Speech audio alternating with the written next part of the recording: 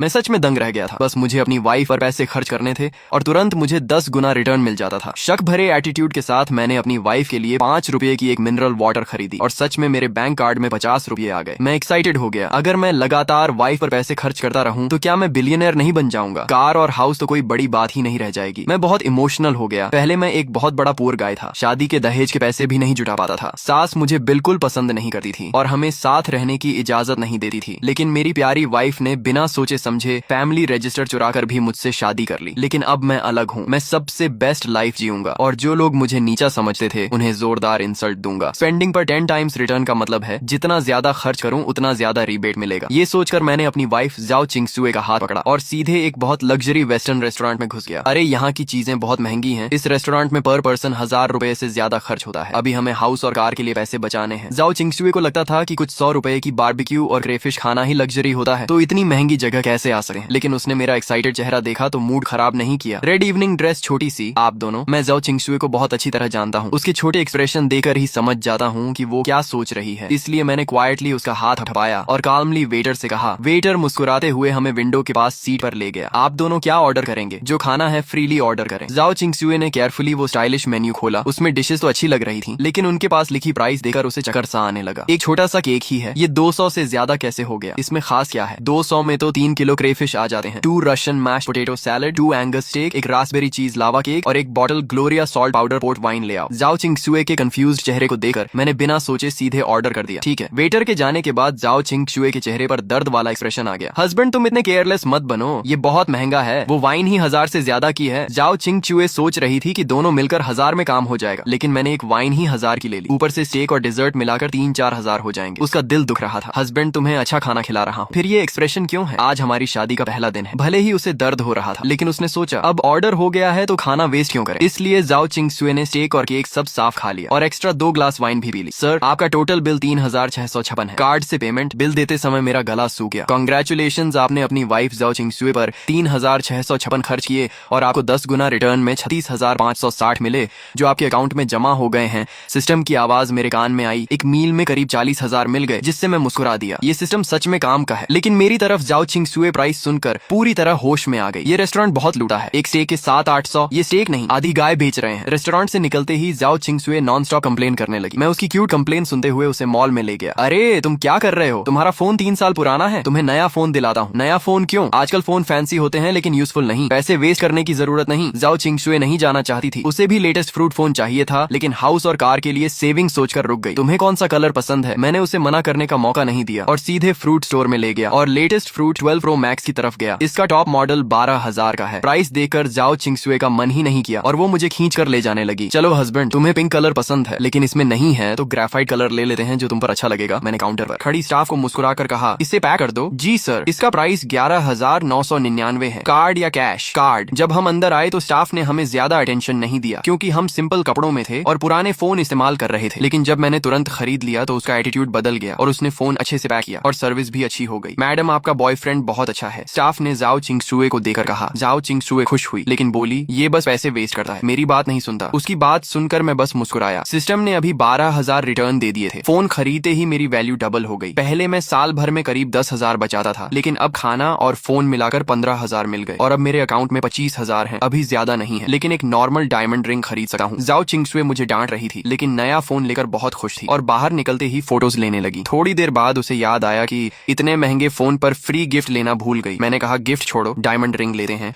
और उसे सीधे दूसरे फ्लोर के टिफनी स्टोर में ले गया। टिफनी दुनिया के सबसे बड़े लग्जरी ज्वेलरी ब्रांड्स में से एक है। जाओ चिंगसुए को इसके बारे में पता था। उसने मैगजीन्स में इसके रिंग्स देखे थे, उसे भी चाहिए था, लेकिन उसे लगता था कि डायमंड लेना सही नहीं क्योंकि गोल्ड की वैल्यू ज्यादा स्टेबल होती है। वो ग्लास काउंटर में रिंग्स देखते हुए धीरे से मुझसे बोली, ये बहुत महंगे हैं, डायमंड क्यों ले? गोल्ड लेते हैं, हम देखते हैं, सब ठीक हो जाएगा। उसकी ये बात सुनकर मुझे पता नहीं क्यों अचानक आंखों में हल्की सी जलन सी महसूस हुई। स्कूल में सबके सामने मजाक बने रहने वाले मेरे जैसा इंसान जाओ चिंगसुए को चाहने वाले अमीर लड़कों की कमी नहीं थी। उसकी कंडीशन के हिसाब से वो आसानी से किसी अच्छे फैमिली वाले बॉयफ्रेंड को चुन सकती थी। बाकी लड़कियों की तरह फेस्टिवल्स पर नए फोन, महंगे कॉस्मेटिक्स और सुंदर बैग्स पा सकती थी, लेकिन उसने मुझे ही चुना। तुम्हें कौन सा पसंद है? जो चाहो चुन लो, मैं सब खरीद दूंगा। मेरी बात सुनकर जाओ चिंगसुए हैरान रह गई और पलटकर मुझे डिसबिलीफ के साथ देखने लगी। सुयान, तुम हद कर रहे हो, आज हमने ऑलरेडी इतना खर्च किया है खाना और फोन पर, मैं ऑलरेडी बहुत खुश हूँ। अब डायमंड रिंग लेना ज्यादा हो जाएगा। हमने पहले ही तय किया था कि ऐसे फैंसी और नॉन अनप्रैक्टिकल चीजें नहीं खरीदेंगे। वो मुझे डांट रही थी, लेकिन मुझे फर्क नहीं पड़ा, बल्कि मेरी नजर ग्लास काउंटर में रखी एक गोल येलो डायमंड रिंग पर टिक गई। अगर मुझे सही याद है तो जाओ चिंगशुए ने पहले मैगजीन में ये रिंग देखी थी, तब उसकी प्राइस मैंने नहीं देखी थी, लेकिन यहाँ उसकी प्राइस 22 लाख थी। यही ले लेते हैं, मैंने जाओ चिंगशुए से पूछा, लेकिन उसके जवाब का इंतजार किए बिना ही मैंने स्टाफ से कहा, इसे निकाल कर मेरी गर्लफ्रेंड को ट्राई कराओ। सर, ये रिंग हमारी समर लिमिटेड एडिशन है जिसकी प्राइस 22 लाख है। हमारे कपड़े बहुत साधारण थे और हम ऐसे लग रहे थे जैसे बेसिक रिंग भी अफोर्ड नहीं कर सकते। इसलिए स्टाफ की आंखों में साफ इम्पेशंस और डिसरिस्पेक्ट दिख रहा था। कोई भी हमें सर्व करने नहीं आ रहा था। उनके चेहरे पर साफ लिखा था,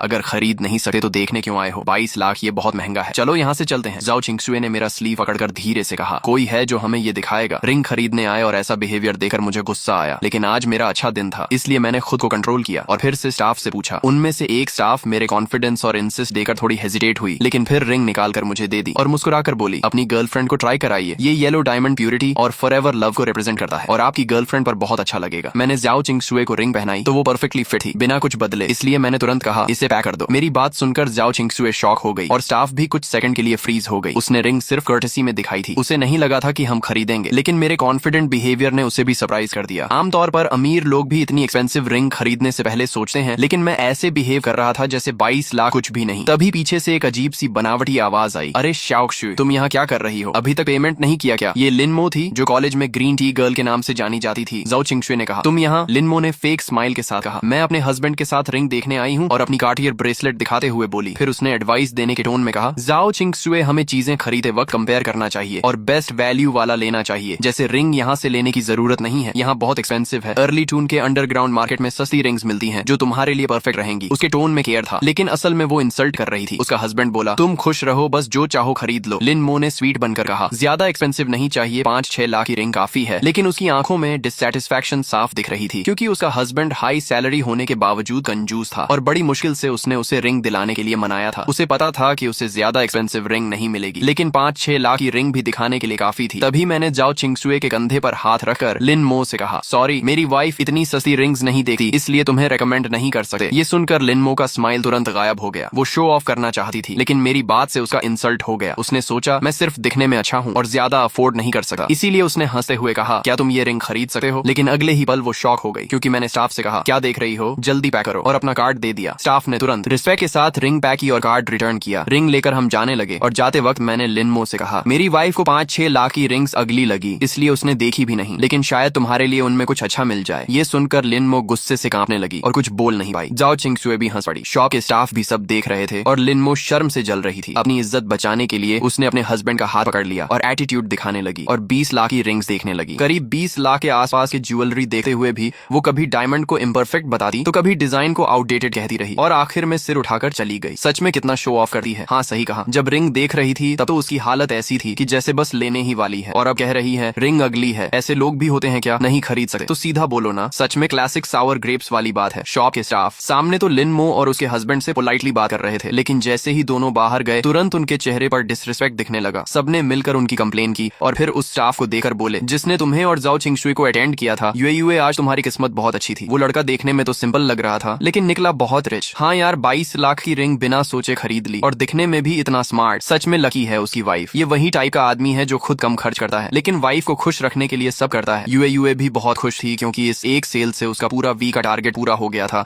इसलिए उसका मूड बहुत अच्छा था। उसने कहा, सही है पार्टनर, ऐसा होना चाहिए जो वाइफ को पैम्पर करे। लेकिन जाओ चिंगशुए को ये सब नहीं पता था। आज 20 लाख से ज्यादा खर्च होने से वो अभी भी नर्वस थी। उसने देखा कि तुम अभी भी एक्साइटेड हो और शायद कॉस्मेटिक्स देखने का सोच रहे हो, तो उसने जल्दी से तुम्हें घर ले गई। घर पहुंचते ही उसने तुम्हें पकड़कर पूछा, सच बताओ तुम्हारे पास इतने पैसे आए कहां से? कहीं तुमने अपनी सारी सेविंग तो खर्च नहीं कर दी? अपने हाथ में बड़ी सी रिंग को देखते हुए वो तुम्हारी गोद में बैठकर तुम्हारा चेहरा पकड़कर पूछने लगी। तुमने कहा कि मैंने हाल ही में कंपनी का एक बड़ा प्रोजेक्ट कंप्लीट किया है, ये उसी का बोनस है। सिस्टम वाली बात तुम उसे बता नहीं सकते थे और बताने पर भी वो शायद बिलीव नहीं करती, इसलिए तुमने ये एक्सक्यूज दे दिया। ये सुनकर जाओ चिंगशुए और ज्यादा परेशान हो गई और बोली, क्या बोनस मिला तो तुम ऐसे ही खर्च कर दोगे? ये तो हमारे हाउस का डाउन पेमेंट था। तुमने मजाक में कहा तो क्या रिंग वापस कर दें? शायद 10-15 लाख वापस मिल जाए। जाओ चिंगशुए तुरंत सीरियस होकर बोली, मैं इतनी बेवकूफ नहीं हूँ, ये मेरी रिंग है, तुम इसे वापस नहीं कर सकते। और ऐसे रिएक्ट करने लगी जैसे तुम सच में उससे रिंग छीन लोगे। थोड़ी देर मस्ती करने के बाद वो थकर सो गई। तुमने उसके सोने के बाद उसके फॉरहेड पर हल्का सा किस किया और फिर उसका फोन उठाकर उसका शॉपिंग ऐप ओपन किया। जाओ चिंगशुए को ऑनलाइन शॉपिंग बहुत पसंद थी, लेकिन वो सिर्फ चीजें देखती थी, पसंद आने पर कार्ट में डाल देती थी, लेकिन रेयरली खरीदी थी। तुम कई बार उसका पूरा कार्ट खरीदना चाहते थे, लेकिन पैसे नहीं थे। अब अकाउंट में 2 मिलियन से ज्यादा थे, तो तुमने बिना सोचे सोचे उसका पूरा कार्ड चेकआउट कर दिया। उसमें मोस्टली ड्रेसेस, कॉस्मेटिक्स और एक्सेसरीज थी और टोटल करीब 12 लाख हुआ। इससे तुम्हें 1.2 मिलियन का रिटर्न मिला और पहले के पैसे मिलाकर अब तुम्हारे अकाउंट में लगभग 3.7 मिलियन हो गए। इतने पैसे शायद बड़े शहर में हाउस खरीदने के लिए कम हो, लेकिन कार खरीदने के लिए काफी है। ये सोचते हुए तुम जाओ चिंगशुए को गले लगाकर सो गए। अगले दिन सुबह तुमने अपनी आंखें मली और जाओ चिंगशुए का सुंदर सा चेहरा तुम्हारे सामने था। वो बोली, ओ लेजी पे उठ जाओ, ब्रेकफास्ट तैयार है। आराम से ब्रेकफास्ट करने के बाद जाओ चिंगशुए ठोड़ी पर हाथ रखकर एक्साइटेड होकर प्लान बनाने लगी कि आज छुट्टी है तो कहाँ घूमने जाए। उसने फोन निकालकर गाइड देखने लगी कि कहाँ टिकट और ट्रैवल का खर्च कम पड़ेगा, लेकिन तुमने पहले ही डिसाइड कर लिया था, इसलिए तुमने उसका फोन रखवा दिया और मुस्कुराते हुए उसका हाथ पकड़कर उसे बाहर ले गए। जाओ चिंगशुए भोलेपन से तुम्हारे पीछे चल पड़ी, लेकिन कल के बड़े खर्च को याद करके उसने तुम्हें वार्न किया कि आज मुझे एक्सपेंसिव जगह मत ले जाना, 100 रुपए से ज्यादा का खाना मैं भूखी रह जाऊंगी, पर नहीं खाऊंगी। तुमने कहा ठीक है, मैं तुम्हें लो बजट जगह ले जाऊंगा। ये सुनकर वो मान गई और तुम्हारे साथ चल पड़ी। लेकिन जब मेट्रो से उतरकर वो डेस्टिनेशन पर पहुंची और 4S शोरूम का बड़ा सा बोर्ड देखा तो वो शॉक हो गई। ये है तुम्हारी लो बजट जगह। तुम उसका हाथ पकड़कर अंदर ले जाते हुए बोले, हम बस एक 1-2 मिलियन की कार ही लेंगे, करोड़ों वाली स्पोर्ट्स कार्स को तो हम देखेंगे भी नहीं। तुम उसे खींचते हुए अंदर ले गए और उसके सैड एक्सप्रेशन को इग्नोर कर दिया। ये शोरूम बहुत बड़ा था जिसमें 3 फ्लोर थे। पहले फ्लोर पर नॉर्मल कार्स थी जिनकी प्राइस आमतौर पर 1 मिलियन से कम थी, दूसरे फ्लोर पर मिलियन रेंज की कार्स थी और तीसरे फ्लोर पर सिर्फ VIP मेंबर्स ही जा सकते थे। इसलिए तुम जाओ चिंगशुए को सीधे दूसरे फ्लोर पर ले गए। पहले फ्लोर पर वो थोड़ा नर्वस थी, लेकिन दूसरे फ्लोर पर आकर वो रिलैक्स्ड हो गई क्योंकि उसे पता था कि यहाँ की कार्स तुम अफोर्ड नहीं कर सकते। उसने एक रेड पोर्शे कायन पसंद कर ली और सेल्स गर्ल को बुलाकर पूछा, इसकी प्राइस क्या है। सेल्स गर्ल ने तुम्हें पहले ही देख लिया था और उसे लगा कि तुम लोग अफोर्ड नहीं कर सकते, इसलिए वो पहले इग्नोर कर रही थी। लेकिन जब तुमने बुलाया तो उसने कैजुअली कहा, इंश्योरेंस मिलाकर इसकी प्राइस करीब 2.2 मिलियन है। तुमने बिना सोचे तुरंत कहा, ठीक है मैं ये लेता हूँ। ये सुनकर जाओ चिंगशुए और सेल्स दोनों शॉक हो गए। तुमने फिर कामली रिपीट किया कि मैं यही कार ले रहा हूँ। जाओ चिंगशुए कुछ बोल नहीं पाई और तुम्हारी शर्ट खींचने लगी, लेकिन तुमने इग्नोर किया और सेल्स से कहा, कार्ड स्वाइप करो। सेल्स तुरंत एटीट्यूड बदलकर तुम्हें VIP एरिया में ले गई और प्रोसेस शुरू कर दिया। तुमने जाओ चिंगशुए के सिर पर हाथ फेरते हुए कहा कि ये कार मैं अपनी वाइफ के लिए ले रहा हूँ ताकि वो आराम से ऑफिस जा सके। सेल्स ने जाओ चिंगशुए की खूब तारीफ की और कहा, तुम दोनों परफेक्ट कपल हो। थोड़ी देर बाद जाओ चिंगशुए शांत हो गई। तभी सिस्टम की आवाज आई कि जाओ चिंगशुए के लिए 2.2 मिलियन की पोर्शे खरीदने पर तुम्हें 20 मिलियन का रिवॉर्ड मिला है और साथ में बोनस में एक फेरारी लाफेरारी भी मिली है। ये सुनकर तुम अंदर से बहुत खुश हो गए क्योंकि तुम्हें एक्स्ट्रा सुपर कार मिल गई। लाफेरारी जैसी कार करोड़ों की होती है और तुमने कभी सोचा भी नहीं था कि तुम्हारे पास ऐसी कार होगी। तुम एक्साइटमेंट में खो गए। तभी जाओ चिंगशुए ने गुस्से में कहा कि तुम मेरी बात सुन भी रहे हो या नहीं, और गुस्से में एक ग्रेप खा लिया। फिर तुमने हंसते हुए कहा